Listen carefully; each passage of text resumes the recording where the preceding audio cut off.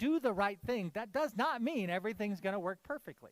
If you look at this whole journey that Joseph is on and look at your own journey that you're on, I think it's very important for us to understand that we look what Jesus told us in the book of John, that you're going to have troubles, but don't worry about those. I've overcome that. And then one of my favorite verses, Proverbs 3:5-6, trust in the Lord with all your heart and lean not on your own understanding.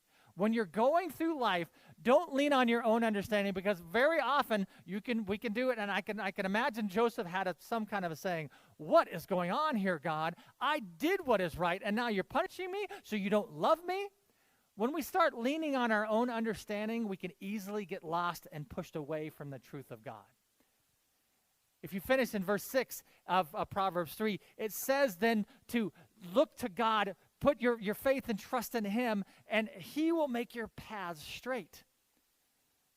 But then when we lean on our own understanding, when I read that passage, wait a minute, that means that he's going to make everything perfect for me. That's not what it says. That's not what it means. There are some times in life that we need to go through struggles and difficulties. There's a purpose to it that we may not see when we're going through it. I can look at my own life. I will say that I've went through some chapters of my life that absolutely stunk. They were difficult and frustrating. And I'm going through this, and I'm like, God, what in the world are you doing? But then I can go to the next chapter, because when you're in that chapter, you can't see it. But then you go to the next chapter, and you can look back at that and go, I understand.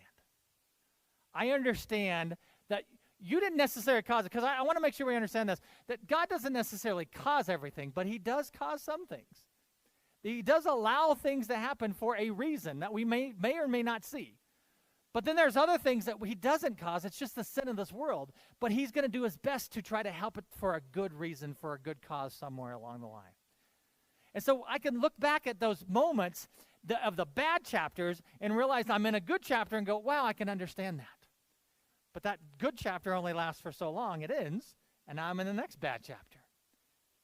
But every time that I look at the bad chapters in my life, I can look at it, there was a reason and a purpose.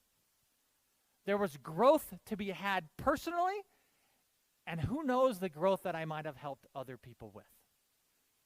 And so this is the story that Joseph has here. As we continue